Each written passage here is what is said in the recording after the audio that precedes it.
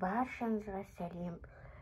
Бүгінгі мерекелеріңізбен шын жүректен құттықтаймын. Сіздерге бүгін осындай тамаша болып шығатын панкейктердің рецептісімен бөлісетін боламын. Ал бұл панкейктің жасалу жолына келетін болсақ, бізге тек қана жасалу жолы бұл өте оңай. Бізге тек қана айран, қант, жұмыртқа, ұн және де сода керек болады. Бұлардың мөлшерінің бәрін описаниеда қалдыратын боламын. Ең алдымен 2 жұмыртқамызды үстінге жарып аламыз. Екінші кезекте соған қантымызды қосып, венчикпен араластырып аламыз. Мен қозғап болдым. Бұл жерде біздің жаңағы қатты көпіру маңызды емес. Бірақ қозғасақ жеткілікті. Ендігі кезекте айранымызды қосамыз.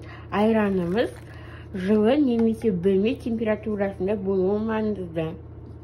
Ендігі кезекте тұзымызды қосамыз.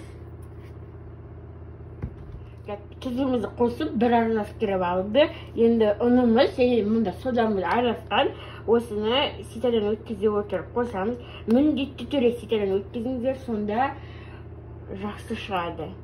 Көтеріліп, мен араластырып болдым. Бізде осындай қою тесто шығуы керек. Табамызды қыздырып қоямыз.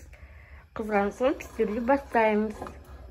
Жаңағы тестомызға май қоспайлық, соңында жабысып қалуы мүмкін. Сол себептен біз кішкене табамызды майлаймыз. Көп емес, осылай азырақ майласаңыздар жеткілікті.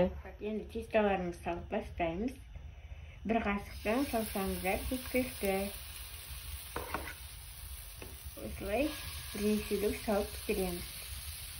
Осылай енді аларды аударамыз. Осылай сәл-сәл қызартып алып, тез-тез бір 7-6 секундтың ішінде пісіп қалады. Біздің панкейктер 10 минутта дайын болды. Өте дәмді, жасауы өте оңай.